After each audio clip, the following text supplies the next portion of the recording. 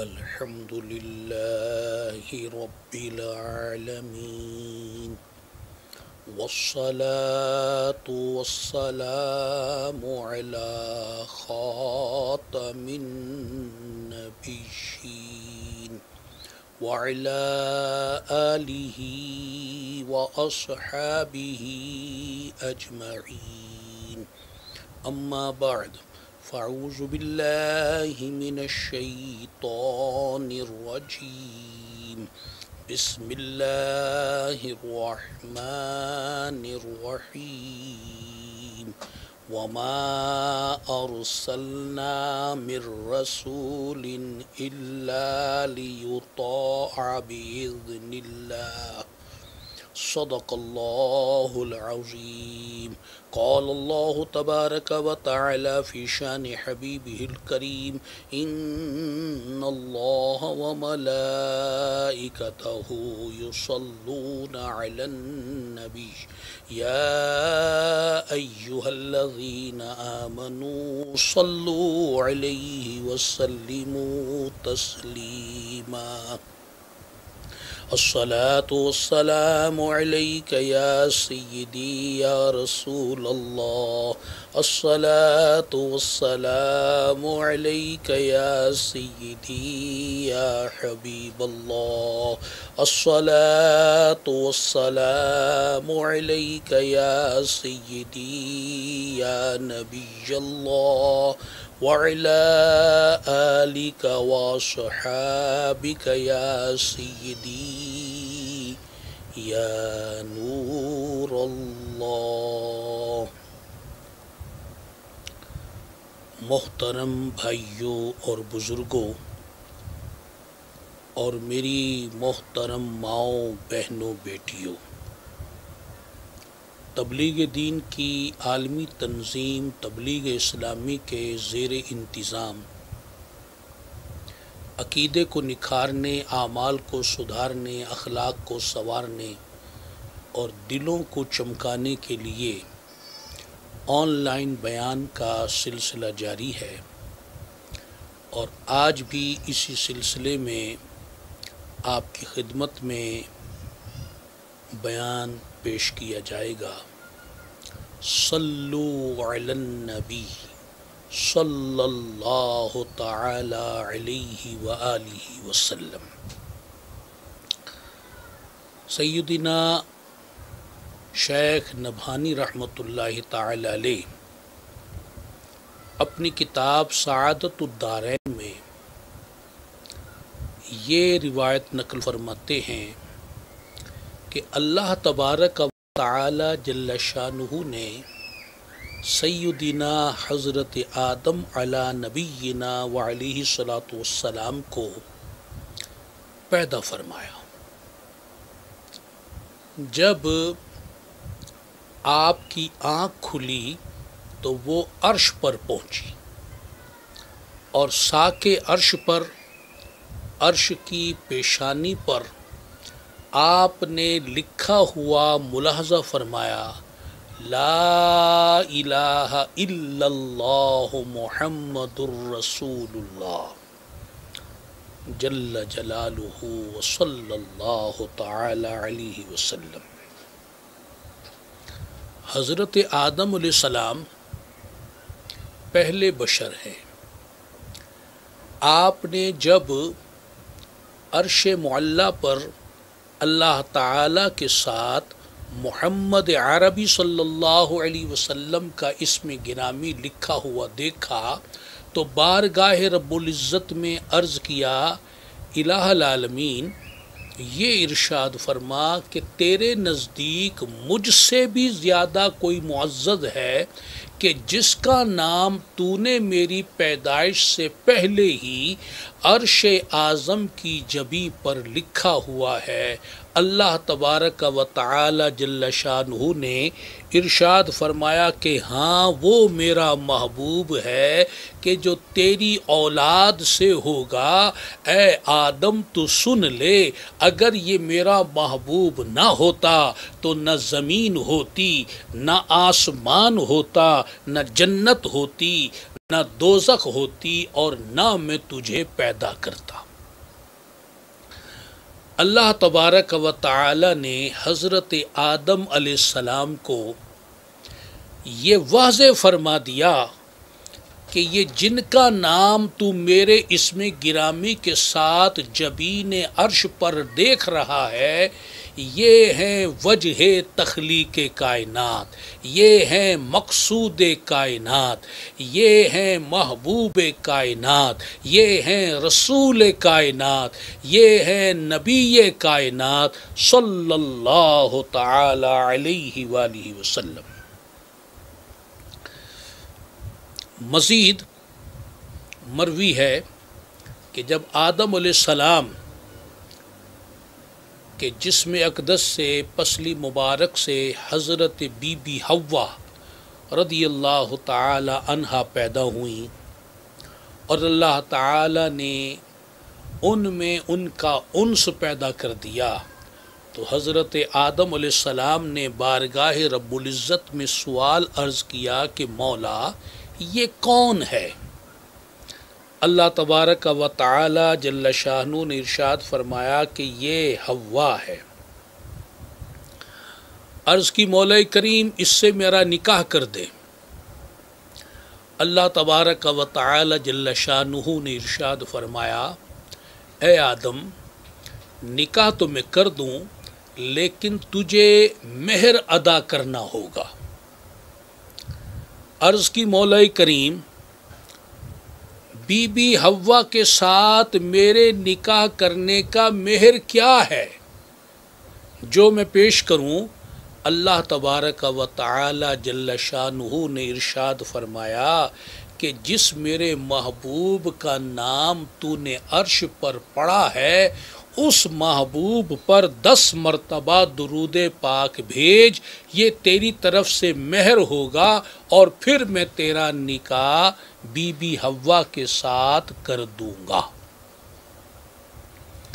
اب غور کریں، حضرت آدم علیہ السلام سبحان اللہ درود پاک بھیج رہے ہیں۔ اول آپ بشر ہیں، اللہ اکبر، اور یہ درود پاک اگر چلے یہی ہو اللہم صلی علی محمد، اے اللہ محمد صلی اللہ علیہ وسلم پر درود بھیج، تو اب میرے سرکار موجود تھے تو درود پاک بھیجا جا رہا ہے، ایک خیالی درود پاک تو نہیں۔ اور حدیثوں میں موجود ہے کہ سرکار صلی اللہ علیہ وسلم اول مخلوق ہیں، آپ کا نور اول مخلوق ہے۔ آدم علیہ السلام تو کیا جب کچھ نہ تھا مخلوق میں سے، موجودات میں سے، اللہ تبارک و تعالی نے اپنے محبوب کے نور کو پیدا فرمایا، وہ نور موجود تھا اور آدم علیہ السلام اسی نور پر، اسی اول مخلوق پر آپ نے درود پاک بھیجا۔ اب آدم علیہ السلام جو ہے اور بی بی حوا جو ہے وہ تو پیدا ہونے کے بعد درود و سلام پڑھ رہے ہیں، تو پھر آپ کی جو اولاد ہے وہ کیوں نہ درود پاک کے تحفے بھیجیں؟ تو ہم پر بھی لازم ہے کہ ہم اپنے محبوب آقا صلی اللہ علیہ وسلم جن کے ہم غلام ہیں، جن کی ہم امت میں ہیں، اللہ اکبر، ان پر درود پاک کثرت کے ساتھ بھیجا کریں۔ تو آدم علیہ السلام نے رسول اللہ صلی اللہ علیہ وسلم پر 10 مرتبہ درود پاک بھیجا، اور یوں اللہ تبارک و تعالی نے حضرت حوا رضی اللہ تعالی عنہا کے ساتھ ان کا نکاح فرما دیا۔ صلو علی النبی صلی اللہ تعالی علیہ وآلہ وسلم۔ میرے محترم بھائیوں اور بزرگوں اور میری محترم ماؤں، بہنوں، بیٹیوں، اللہ تعالی کا ایک بار پھر فضل و احسان ہو گیا کہ ہمیں جیتے جی اپنے محبوب کی آمد کا مہینہ عطا فرما دیا۔ یہ مہینہ جب دنیا میں آتا ہے مسلمانوں کے دل کھل اٹھتے ہیں، چہرے مسکرا اٹھتے ہیں، اور روح میں ایک سرور اور مسرت پیدا ہوتی ہے۔ اب صرف ایک مسلمان ہی نہیں، کائنات کی ہر چیز کے اندر خوشی کی لہر دوڑتی ہے، ایک محبت کا عنصر مزید بڑھتا ہے، اور رسول اللہ صلی اللہ علیہ وسلم کی یاد جو ہے اس میں اضافہ ہوتا ہے۔ تو یہ برکت والا مہینہ وہ ہے کہ جس مہینے میں میرے سرکار تشریف لائے، اور ابھی آپ حدیث پاک سن چکے ہیں، اگر میرے سرکار تشریف نہ لاتے، آپ پیدا نہ ہوتے، آپ کا ظہور نہ ہوتا، آپ اگر دنیا میں تشریف لانا آپ کا مطلوب نہ ہوتا، تو پھر دنیا میں کچھ بھی ظاہر نہ ہوتا، نہ زمین ہوتی، نہ زماں ہوتا، نہ مکی ہوتے، نہ مکان ہوتا، نہ عرش و کرسی ہوتے، نہ چاند تارے ہوتے، نہ انسان ہوتے، نہ جنات ہوتے، نہ فرشتے ہوتے، نہ حیوانات ہوتے، کچھ بھی نہ ہوتا۔ اور وہ اللہ تبارک و تعالی حدیث قدسی میں ہے، وہ فرماتا ہے کہ میرا رب ہونا بھی ظاہر نہ ہوتا، محبوب اگر آپ نہ ہوتے تو میرا رب ہونا بھی ظاہر نہ ہوتا۔ میں چھپا ہوا خزانہ تھا، میں چھپا ہوا خزانہ ہی رہتا، میں جو ظاہر ہوا ہوں اے محبوب آپ کے ظاہر ہونے سے ہوا ہوں۔ سبحان اللہ تعالی، سبحان اللہ تعالی۔ محبوب آپ پیدا ہوئے، آپ ظاہر ہوئے، اور پھر میرا جو چھپا ہوا خزانہ جو میں تھا وہ بھی ظاہر ہو گیا۔ اللہ اکبر کبیرہ۔ اور میرے سرکار اول مخلوق، نور مصطفیٰ اول مخلوق، پیدائش میں سب سے پہلے اور بعثت میں سب سے آخر، نبیوں میں سب سے اول نبی اور بعثت میں آمد میں آخری نبی، خاتم النبیین صلی اللہ تعالی علیہ وسلم۔ آپ جب دنیا میں تشریف لائے اس وقت کے حالت پر غور کریں۔ اگر آپ دیکھیں اخلاقی طور پر بھی وہ دور پستی کا دور تھا، اور آپ فرماتے ہیں کہ اللہ تعالی نے مجھے اخلاق کو بلندی تک پہنچانے کے لیے بھیجا ہے، اس کو کمال تک پہنچانے کے لیے بھیجا ہے، اور وہاں بہت ہی حالت بگڑ چکی تھی، معاشرہ انتہائی پستی کا شکار ہو گیا تھا، نہ رشتوں کی آپس میں کوئی قدر تھی، نہ کوئی کسی کے حقوق کا پاس تھا، انسانیت جو ہے وہ بھی دم توڑ چکی تھی، ایک حیوانیت کا دورہ تھا۔ آپ دیکھیں اگر وہاں غلاموں کا معاملہ دیکھتے ہیں تو غلاموں کی جو خرید و فروخت جانوروں کی طرح ہوتی تھی، اور پھر ان کا کوئی حق نہیں ہوتا تھا، ان کے کوئی حقوق نہیں ہوتے تھے، بس ان پر جو بھی بوجھ ڈال دو، جتنا کام لو، دن میں لو، رات میں لو، مارو پیٹو، اذیت کرو، قتل کرو، جو بھی اذیت دو، کوئی پوچھنے والا نہیں تھا۔ آپ اس بات سے اندازہ لگا لیجئے کہ جب جس طرح آج کل لوگ چھٹی والے دن، اس سے پہلی جو رات ہوتی ہے، جیسے ہمارے ہاں سنڈے نائٹ کہہ لیں کہ جو چھٹی منائی جاتی ہے، اس میں جس طرح آج کل لوگ غفلت کے کام کرتے ہیں، کرکٹ کھیلتے ہیں، آوارہ گردی کرتے ہیں، آؤٹنگ کرتے ہیں، ان کو جو وقت فارغ بھی مل جائے اسے غفلت کے کاموں میں، گناہوں کے کاموں میں، برائیوں میں، بے حیائی کے کاموں میں خرچ کر دیتے ہیں۔ اول تو دنیا کے کاموں میں ایسے لگے رہتے ہیں کہ پہلے ٹائم نہیں ہوتا، اور اب اگر کوئی ٹائم مل گیا ہے اسے اللہ کے کاموں میں خرچ کرنے کی بجائے اسے بھی شیطانی کاموں میں لگا دیتے ہیں۔ اس وقت بھی یہ معاملہ تھا کہ جب وہ دوستوں کی آپس میں کوئی دعوت کیا کرتے تھے چند دوست مل کر جمع ہوتے اور وہاں پر شراب کا دور چلتا، جوا بازی ہوتی، اور غلام جو ہوتے میزبان کے گھر کے، وہ ان کے لیے کھانے جو ہیں وہ چنا کرتے، سرو کرتے، لگاتے۔ اس دوران ان کا ایک کھیل یہ بھی تھا کہ وہاں ٹیبل کے اوپر جو ہے وہ ایک چاقو رکھا ہوتا تھا، اور جب غلام وہاں آتا یا غلام کو بلاتے تو ایک چاقو اٹھاتا میزبان اور اس کے بدن پر کہیں بھی چیرا ڈال دیتا۔ اب خون نکلتا، زخمی ہوتا، غلام روتا، چلاتا، اور وہ محظوظ ہوتے تھے، ہنستے تھے۔ پھر دوسرا مہمان اٹھاتا، وہ اس کے بدن میں کہیں چیرا ڈال دیتا، تیسرا وہ خنجر اٹھاتا، وہ اس کے بدن میں کہیں چیرا ڈال دیتا تھا۔ غلام تڑپتا تھا، غلام چیختا تھا، خون آلود ہوتا تھا، اور وہ اس سے محظوظ ہوتے تھے۔ وہ درندہ صفت انسان اس سے محظوظ ہوتے تھے، ہنستے تھے، کہے لگاتے تھے۔ یہ حال تھا غلاموں کا، اور بھی ان پر ظلم و بربریت کا سلسلہ تھا۔ اور عورتوں کے معاملات میں دیکھیں، کسی عورت کا نہ مال محفوظ تھا، نہ عزت محفوظ تھی، گھر کے اندر بھی کوئی حقوق نہیں تھے، وراثت کی تو کوئی دور تک بات بھی نہیں تھی۔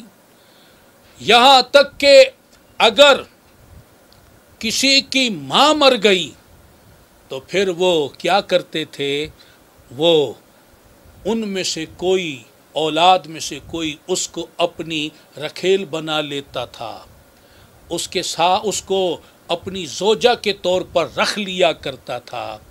اور اگر کسی کو طلاق ہو جاتی، کسی کا شوہر مر جاتا، تو عدت کا معاملہ کیا تھا، ایک اندھیری چھوٹی سی کوٹھڑی میں اس کو قید کر دیا جاتا جب تک عدت تھی، اور وہ اسی اندھیری کوٹھڑی میں رہتی، وہیں کھانا پینا، سونا جاگنا، وہیں پر رفع حاجت کرنا اس کا سلسلہ تھا، اور اسی میں گھٹ گھٹ کر کئی عورتیں مر جایا کرتی تھیں، اور اگر کوئی زندہ بچ جاتی اور عدت کے دن پورے ہو جاتے تو پھر اس کے دامن میں، اس کے کپڑے کے دامن میں اونٹ کی لید جو ہے وہ ڈال دی جاتی، اور اسے کہا جاتا کہ جناب وہ بازار میں اس کو پھینکے اور پتہ چل جائے سب کو کہ اس کی عدت پوری ہو گئی ہے۔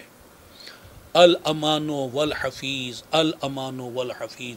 ایک ایک شخص جو ہے 100 عورتوں کے ساتھ شادی رچاتا تھا، اور بہت سو کو تو کبھی جھانک کر بھی نہیں دیکھتا تھا، وہ ایسے ہی پڑے پڑے، ان کو کوئی پوچھنے والا نہیں ہوتا تھا۔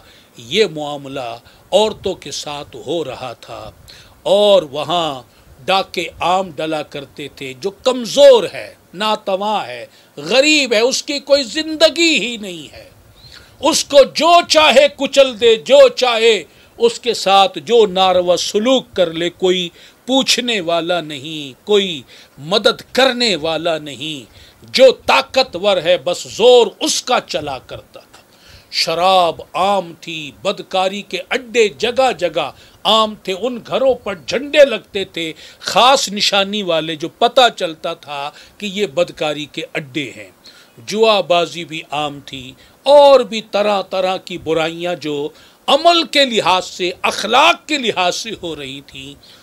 اور ان کے عقیدے کا کیا حال تھا، اپنے ہاتھ کے بنائے ہوئے بتوں کو پوجا کرتے تھے، پتھروں کو پوجتے تھے، درختوں کو پوجتے تھے، چاند سورج کو پوجتے تھے، وہ اسی طرح دیگر موجودات کی پوجا پاٹ کرتے تھے۔ اللہ کو بھول بیٹھے، اللہ کے رسول جو آتے رہے مختلف زمانوں میں، ان کے پیغام کو بھول بیٹھے۔ وہ بندہ جو بندہ تھا، وہ بندہ ہونا بھول بیٹھا، خود خدا بن کر بیٹھ گیا، اور ان کے عقیدے جو ہیں انتہائی طور پر بگڑ گئے، کفر میں مبتلا، شرک میں مبتلا ہو گئے، کچھ دہریے بن گئے، اور یوں عقیدے ان کے بگڑ گئے۔ ان حالات میں اللہ تعالی نے اپنے محبوب صلی اللہ علیہ وسلم کو مکۃ المکرمہ میں مبعوث فرمایا۔ آپ کس لیے آئے؟ مکارم اخلاق کی تکمیل کے لیے آئے۔ آپ لوگوں کی بد عقیدگی کو ختم کرنے کے لیے آئے۔ آپ شرک کو، کفر کو مٹانے کے لیے تشریف لائے۔ آپ کمزوروں کا سہارا بن کر تشریف لائے۔ آپ انسانیت کو زندہ کرنے کے لیے تشریف لائے۔ آپ عورتوں کو، مردوں کو، کمزوروں کو، غریبوں کو ان کا مقام، ان کا مرتبہ، ان کا حقوق، ان کے حقوق دینے کے لیے آئے۔ باپ کو باپ کا مرتبہ، بھائی کو بھائی کا مرتبہ، بیٹے کو بیٹے کا مرتبہ، بیوی کو بیوی کا مرتبہ، اور شوہر کو شوہر کا مرتبہ، ماں کو ماں کا مرتبہ، بہن کو بہن کا مرتبہ کس نے دیا؟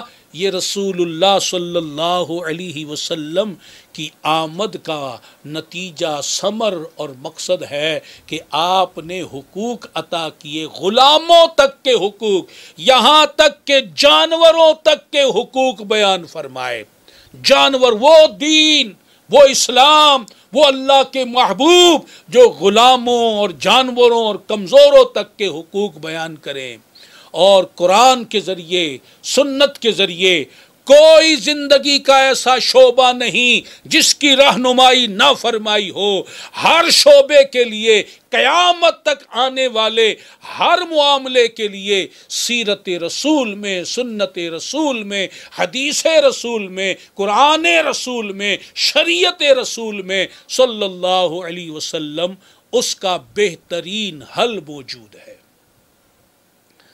تو پھر ہم کیوں نہ کہیں رب سے بندوں کو ملانے آ گئے ہیں مصطفیٰ، اور جہالت کو مٹانے آ گئے ہیں مصطفیٰ۔ ڈھونڈتی تھی آدمیت ایک اپنا رہنما، راستہ سیدھا دکھانے آ گئے ہیں مصطفیٰ۔ بجھ گیا آتش کدا اور زلزلہ برپا ہوا، کفر کو نیچا دکھانے آ گئے ہیں مصطفیٰ۔ یہ صدا آتی تھی کعبہ کے در و دیوار سے، ایک ایک بت کو گرانے آ گئے ہیں مصطفیٰ۔ آمد آقا پہ عاجز کیا سما ہے مرحبا، اس وقت کو بھی یاد کرو۔ ارے آج 1400 برس کے بعد بھی جب ان کی آمد کے دن آتے ہیں، مسلمانوں کے گھروں پر جھنڈے لہراتے ہیں، چراغاں ہو جاتا ہے، غریبوں کو لنگر تقسیم کیے جاتے ہیں، درود خوانی کی محفلیں سجتی ہیں، نعت خوانی کی محفلیں سجتی ہیں، میلاد کے اجتماع منعقد ہوتے ہیں، جلوس سرکار کی آمد کی خوشی کے نکالے جاتے ہیں۔ آج 1400 برس ہو گئے، خوشی کا یہ عالم ہے جب میرے سرکار صلی اللہ علیہ وسلم اس دنیا عالم گیتی میں تشریف لائے تھے، اس دنیا عالم آب و گل میں تشریف لائے تھے۔ اس وقت جشن کا عالم کیا ہوگا، خوشی کا عالم کیا ہوگا۔ ایک ابلیس کے سوا ہر ایک جشن منا رہا تھا، ہر ایک جشن منا رہا تھا، ہر ایک خوشیاں منا رہا تھا، ہر ایک شاداں فرحاں تھا۔ آمد آقا پہ عاجز کیا سما ہے مرحبا، ہر کوئی گائے ترانے آ گئے ہیں مصطفیٰ صلی اللہ تعالی علیہ وسلم۔ اور یہ شعر بھی ملاحظہ فرمائیں، تیرے کامل نور سے یا رسول اللہ صلی اللہ تعالی علیہ وسلم، تیرے کامل نور سے روشن ہے ساری کائنات، تیرے عرفہ ذکر میں مصروف پوری کائنات۔ اللہ اللہ، ان مصروں پر غور کریں، یہ حقیقت پر مبنی ہے۔ یہ جو بھی اجالا نظر آ رہا ہے، یہ چاند اگر چمکتا ہے، ستارے جو نور جھلکتا ہے، یہ سورج جو آب و تاب سے روشن ہے، یہ کہکشاؤں میں جو روشنی آ رہی ہے. یہ کائنات جو 18,000 عالم روشن ہے یہ سب نور مصطفیٰ کی بدولت منور ہے. تیرے کامل نور سے روشن ہے ساری کائنات. تیرے عرفہ ذکر میں مصروف پوری کائنات. تم نہ ہوتے کچھ نہ ہوتا، تم نہ ہوتے کچھ نہ ہوتا، تم سے قائم ہر جہاں. جب گئے تا لامکاں تو رک گئی تھی کائنات. صلو علی النبی صلی اللہ تعالی علیہ وسلم. ایک قطع اور ملاحظہ فرما لیجئے سرکار کی آمد کے بارے میں. زمین نہ ہوتی، فلک نہ ہوتا، نہ عرش ہوتا، سمک نہ ہوتا، حضور جلوہ نما نہ ہوتے، کوئی بھی انس و ملک نہ ہوتا.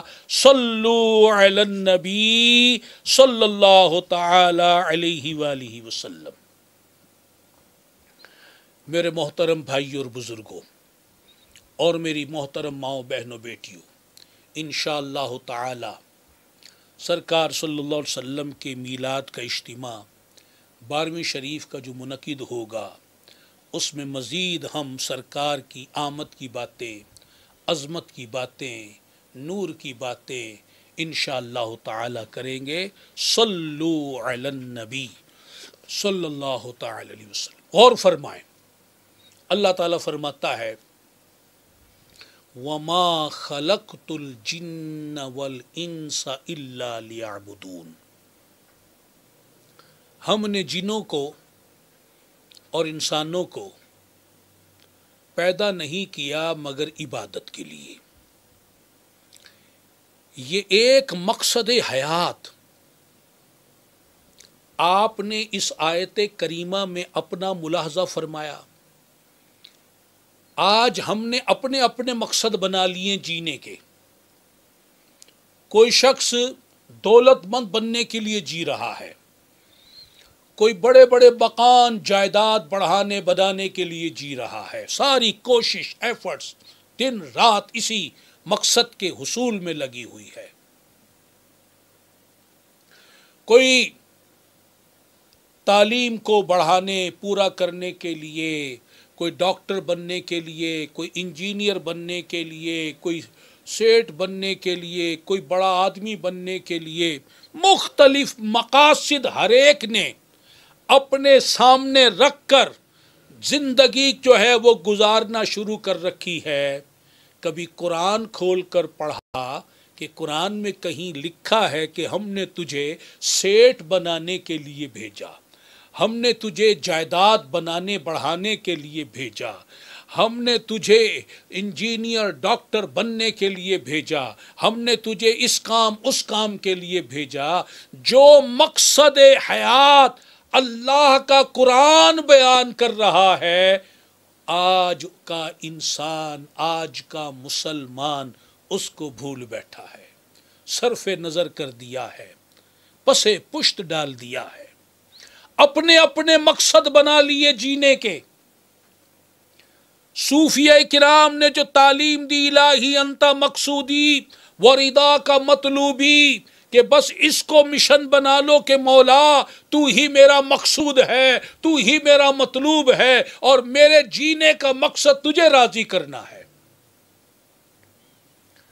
آج یہ مقصد دور دور تک دکھائی نہیں دے رہا. اور مفسرین کرام رحمہم اللہ تعالی نے لیعبدون کا جو ایک مفسرین کی جماعت نے معنی کیا لیعرفون، کہ اللہ نے ہمیں اپنی معرفت کے لیے پیدا کیا ہے، تو نہ لیعبدون کے مطابق عمل ہو رہا ہے نہ لیعرفون کے مطابق عمل ہو رہا ہے.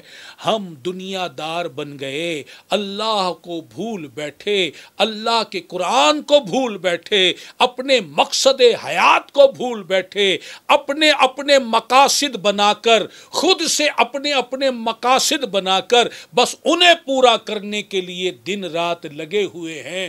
یہاں تک کہ فرائض ادا کرنے سے بھی قاصر ہیں. سستی اور غفلت ہمت اور مصروفیت اتنی بڑھا لی ہے کہ نماز جیسا فرض اور وہ تحفہ جو معراج کی رات اللہ نے اپنے محبوب کے ہاتھوں ہمیں بھیجا، آج اس نماز سے بھی غفلت برتی جا رہی ہے۔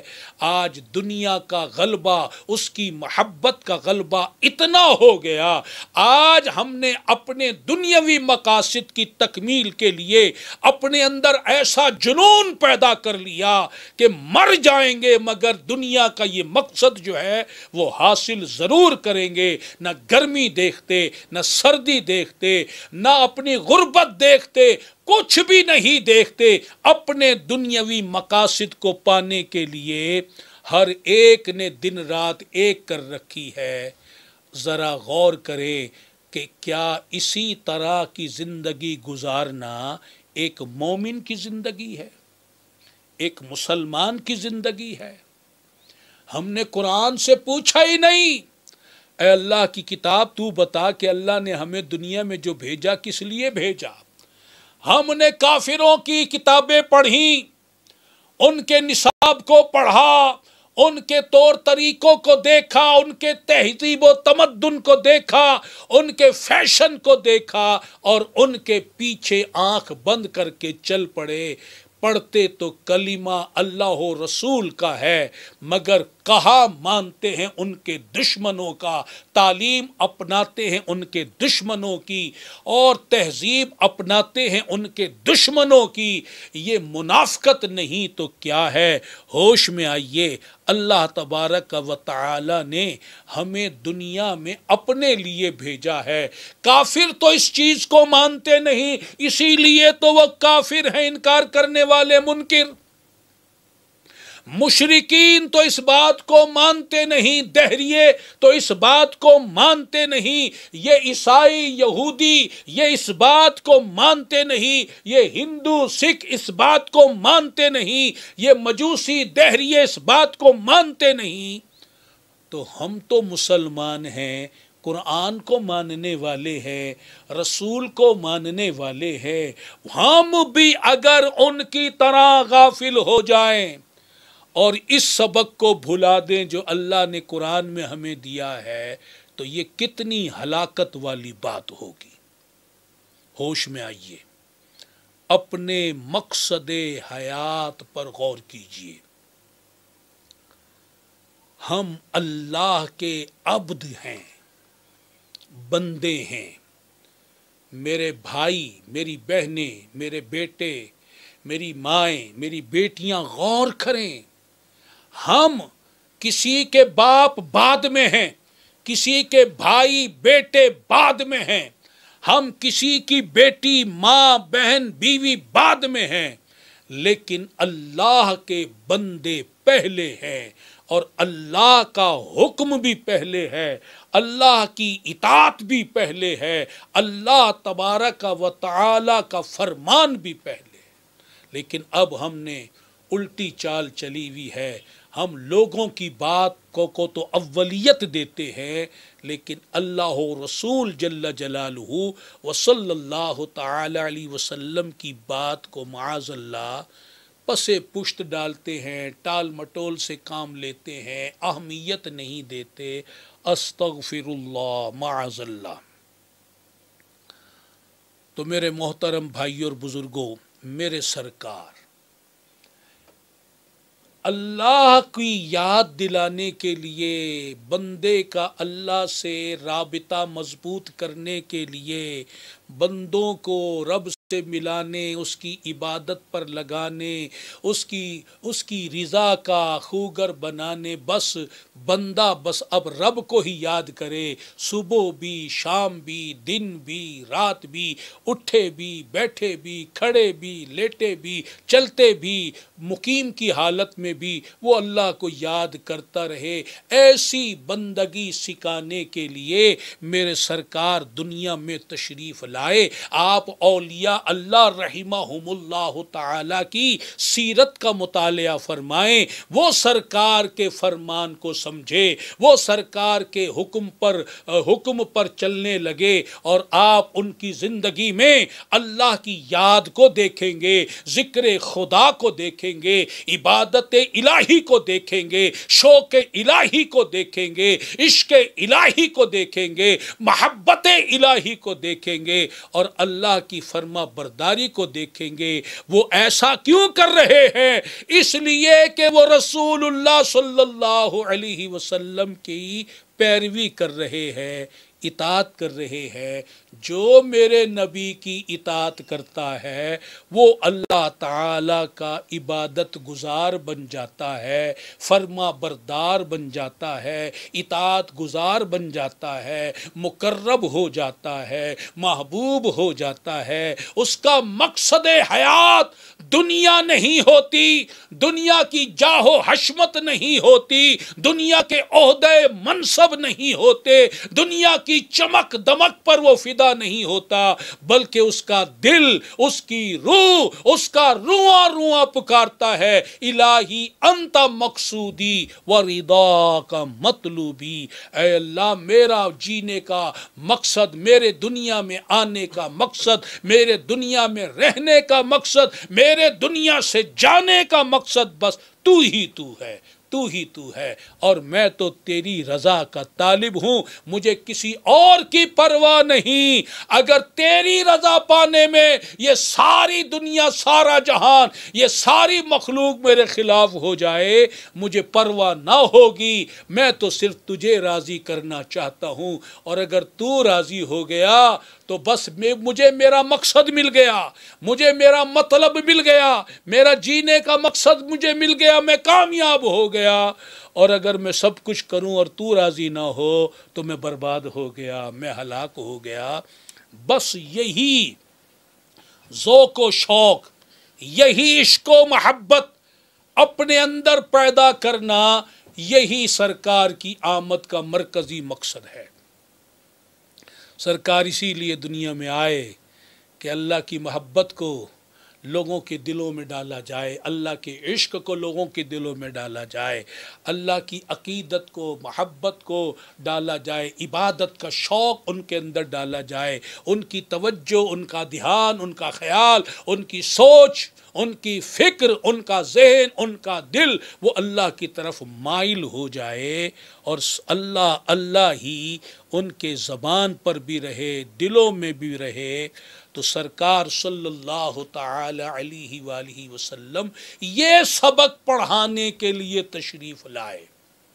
اور اگر آج پھر پہلے جیسا ماحول بن جائے، کمزوروں کو دبایا جائے، ناتوانوں کے اوپر وزن ڈالا جائے، بوجھ ڈالا جائے، ان کو غلام بنا لیا جائے، ماں باپ کی کوئی توقیر نہ رہے، بہن بھائیوں کی آپس کے اندر رشتہ داری نہ رہے، مطلب کہ رشتہ داریاں بن جائیں، اور اسی طرح نہ کسی کی عزت محفوظ ہو، نہ کسی کا مال محفوظ ہو، بدکاری کے اڈے قائم ہو جائیں، جوا کے اڈے قائم ہو جائیں، شراب کے اڈے قائم ہو جائیں، اور وومن مارچ کے ذریعے اسلام کا مذاق اڑایا جائے، ٹرانسجینڈر کے ذریعے اللہ کے عذاب کو دعوت دی جائے، اور طرح طرح سے اسلام مخالف کام کھلے عام کیے جائیں، تو مجھے بتائیے میرے سرکار جو پیغام لے کر آئے اور جو پیغام ہم تک پہنچا، ہم نے اس پیغام کو کس حد تک قبول کیا؟ ہمارا عمل کیا بتا رہا ہے؟ خدا را ہوش میں آؤ، ہم نبی والے ہیں، کلمہ والے ہیں، قرآن والے ہیں، ہمارا عمل ان بدکاروں، بے حیاؤں، گمراہوں، کافروں جیسا نہیں ہونا چاہیے۔ اللہ تبارک و تعالی ارشاد فرماتا ہے وَمَا أَرْسَلْنَا مِن رَّسُولٍ إِلَّا لِيُطَاعَ بِإِذْنِ اللَّهِ، اور ہم نے کوئی رسول نہیں بھیجا، صرف محبوب پاک کی بات نہیں، آدم علیہ السلام سے لے کر عیسیٰ علیہ السلام تک جتنے نبی رسول آئے، سب کی بات کر رہے ہیں، اللہ تعالیٰ سب کی بات کر رہا ہے اور اپنے محبوب کی بھی بات فرما رہا ہے کہ ہم نے کوئی رسول نہیں بھیجا مگر اس لیے کہ اس کی فرما برداری کی جائے، اس کا کہا مانا جائے۔ وہ جس چیز کو حرام کہہ دے ادھر قدم نہ بڑھایا جائے، ادھر آنکھ بھی نہ اٹھائی جائے، وہ کام ہرگز نہ کیا جائے، اور جس چیز کی اجازت دے دے، جس چیز کا حکم دے دے اس کے کرنے میں کوئی سستی اور غفلت نہ کی جائے۔ اللہ تعالیٰ فرما رہا ہے یہ جو محبوب کے تم جشن منا رہے ہو، خوشیاں منا رہے ہو، میرے محبوب سے محبت کا اظہار کر رہے ہو، یہ بات بھی سن لو، میرے محبوب کو، میں نے اپنے محبوب کو اس لیے بھیجا ہے کہ ان کی بات تو درخت بھی مانتے ہیں، پتھر بھی مانتے ہیں، ان کی بات تو چاند بھی مانتا ہے، ستارے بھی مانتے ہیں، سورج بھی مانتا ہے، جبریل بھی مانتا ہے، سارے فرشتے مانتے ہیں، ساری کائنات مانتے ہیں، اور مجھے محبوب ہیں یہ جو فرماتے ہیں، یہ جو میری بارگاہ میں عرض کرتے ہیں، میں بھی ان کی بات مانتا ہوں۔ اے مسلمانوں، میں نے تمہیں ایسا محبوب دے دیا کہ جس کی کائنات کا ذرہ ذرہ جس کی بات مان رہا ہے، تم ان کی بات نہ ٹھکرانا۔ میں نے ان کو اس لیے بھیجا کہ تم ان کی اطاعت کرو، جب ذرہ ذرہ ان کا کہا مان رہا ہے، ان کا مطیع و فرما بردار ہے، ان سے محبت رکھتا ہے، ان کی غلامی پہ فخر کرتا ہے، تو پھر تم نے ان کی نافرمانی نہیں کرنی۔ دنیا داروں کے پیچھے لگ کر، دولت کے نشے میں آ کر، اقتدار کے نشے میں ڈوب کر، کفار و مشرکین میرے دشمنوں کے پیچھے لگ کر میرے نبی کی عظمت کو، میرے نبی کی شان و شوکت کو اپنے ذہنوں سے نہ اتار دینا۔ یہ اتنی عظمت والے ہیں کہ کائنات کی ہر شے ان کی اطاعت کر رہی ہے، فرما برداری کر رہی ہے۔ جب یہ محبوب تمہارے درمیان آئیں تو تم نے بھی ان کا کہا ماننا ہے۔ یہ قرآن کی آیت صحابہ نے سنی، بتاؤ انہوں نے اطاعت کی، فرما برداری کی یا نہیں، غلامی کی یا نہیں؟ انہوں نے تو ان کے اوپر اپنے تن من دھن لٹا دیا، اپنا گھر بار لٹا دیا، مکہ جیسا آبائی شہر جو صدیوں سے ان کا آبائی وطن تھا اس کو قربان لٹا دیا، چھوڑ دیا، اپنی یہاں تک کہ ان پر اپنی جانوں کے نذرانے پیش کر دیے۔ ذرا تابعین کی بات دیکھو، ذرا تبع تابعین کی بات دیکھو، ائمہ کرام کی دیکھو، بزرگان دین کی دیکھو، اسی طرح اولیاء کاملین کی دیکھو، علماء صادقین کی دیکھو، مومنین کاملین کو دیکھو، ہر ایک ان پر فدا ہے، ان کی اطاعت کر رہا ہے، ان کی غلامی میں رہنا اپنے لیے اعزاز سمجھ رہا ہے، ان کے دین پر، شریعت پر چلنا اپنے لیے فخر سمجھتا ہے۔ اور آج ہم اپنے گریبانوں میں جھانکیں، کیا ہم سنت رسول، شریعت رسول، دین رسول، قرآن رسول، فرمان رسول، حکم رسول صلی اللہ علیہ وسلم کو ہم کتنی اہمیت دے رہے ہیں؟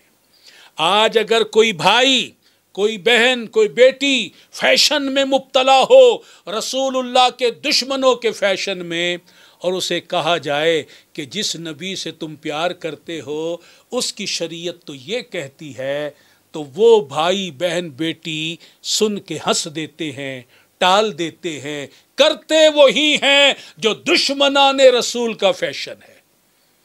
اب ایک مثال لے لیجئے کہ میرے سرکار صلی اللہ علیہ وسلم نے مردوں کو کہا کہ داڑھی بڑھاؤ، مونچھیں پست کرو، اور یہودیوں کی مخالفت کرو، مجوسیوں کی مخالفت کرو، مشرکوں کی مخالفت کرو۔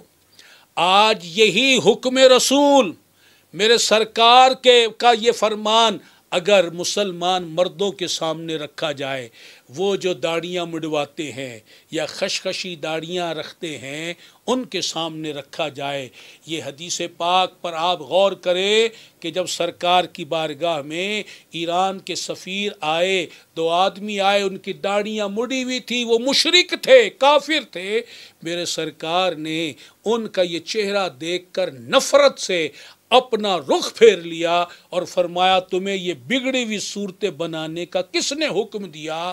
انہوں نے کہا کہ ہمارے خدا نے دیا، پرویز نے دیا۔ میرے سرکار نے فرمایا کہ میرے خدا نے، میرے رب نے تو مجھے داڑھی بڑھانے کا حکم دیا ہے۔ تو اب بتائیے وہ محبوب جو کافروں کے داڑھی منڈے چہروں کو پسند نہ فرمائیں تو غلاموں کا یہ چہرہ دیکھ کر کیا وہ خوش ہوتے ہوں گے؟ آپ خوش ہوتے ہیں ایسے چہرے دیکھ کر، کیونکہ یہ یہودیوں کے چہرے ہیں، عیسائیوں کے چہرے ہیں، ہندوؤں کے چہرے ہیں، مجوسیوں کے چہرے ہیں، یہ نبی کی سنت والا چہرہ نہیں ہے۔ تو اگر اب آپ اپنی محبت کا پیمانہ لیں اور غور کریں، میرے اللہ نے فرمایا کہ میں نے اپنے رسول کو بھیجا کہ ان کی اطاعت کی جائے، فرما برداری کی جائے، وہ جو دین لے کر آئے اس دین کو قبول کیا جائے، وہ جو قرآن لے کر آئے، وہ جو توحید لے کر آئے، وہ جو رسالت لے کر آئے، ان کے ہر حکم کو قبول کیا جائے۔ اب ہم میں سے بھائی غور کریں کہ وہ اپنے چہرے پر ہاتھ پھیرے اور بتائے یہ محبت کی نشانی کہاں ہے۔ دوسری بات، وہ خواتین جو بے پردگی کا مظاہرہ کرتی ہیں، میرے سرکار صلی اللہ علیہ وسلم نے تو وہ صحابی جو نابینا صحابی ہیں وہ جب تشریف لائے تو خواتین کو جو آپ کی ازواج میں سے بھی تھی ان کو پردے کا حکم دیا اور فرمایا، جب انہوں نے کہا کہ یہ تو نابینا ہے، فرمایا یہ نابینا ہے، تم تو نابینا نہیں۔ پردے کا حکم دیا قرآن نے بھی، حدیث میں بھی۔ اور آج خواتین جو ہیں اس کلچر کو نبھانے کے لیے کہ جہاں بے حیائی عروج پر ہے، بے غیرتی عروج پر ہے، جو ٹرانس جینڈر سے بھی آگے نکل گئے ہیں، ان لوگوں کے پیچھے لگے ہوئے ہیں اور بے پردگی، بے حیائی کا مظاہرہ کر رہے ہیں، اور لباس چھوٹا، کم، باریک، چست پہن کر فخر کرتی ہیں کہ نہ جانے ان کو کیا مل رہا ہے۔ یہ تو اللہ کی لعنت والا کام ہو رہا ہے۔ اس طرح تو اللہ کی لعنت ملتی ہے، عزت نہیں ملتی، شرافت نہیں ملتی۔ تو اب مجھے بتائیں، اگر آج کسی مسلمان بے پردہ خاتون کو قرآن کا حکم سنایا جائے، نبی کا فرمان سنایا جائے تو وہ اس کو کتنا قبول کرے گی؟ چلے آج جو میری مائیں، بہنیں، بیٹیاں مجھے سن رہی ہیں وہ آج بے پردگی سے توبہ کریں، جو بے پردگی کا مظاہرہ کرتی ہیں، اور آج 12ویں شریف کے مہینے کی آمد کی خوشی میں یہ عزم کر لے کہ ہم پردے کی پابندی کریں گی اور شریعت کے مطابق زندگی گزاریں گی انشاءاللہ تعالی۔ اسی طرح مرد حضرات وہ بھی آج نیت کرے جو مجھے سن رہے ہیں کہ جن کے داڑیاں نہیں ہیں یا خشخشی داڑیاں ہیں، حضور کی سنت کے مطابق، شریعت کے واجب کے حکم کے مطابق نہیں ہیں، وہ نیت کر لے کہ سرکار کی اس آمد کے مہینے کی خوشی میں ہم پوری مسنون داڑھی رکھیں گے اور اپنی بقیہ زندگی شریعت کے مطابق گزاریں گے انشاءاللہ تعالی۔ تبلیغ دین کی عالمی تنظیم تبلیغ اسلامی ہمیں یہی فکر دے رہی ہے، اس کا تبلیغی مقصد یہی ہے کہ ہم سب دین کی فکر کرنے والے، دین پر عمل کرنے والے اور دین اسلام کی تبلیغ کرنے والے اللہ تعالیٰ کے پسندیدہ بندے اور نبی پاک صلی اللہ علیہ وسلم کے سچے غلام بن جائیں۔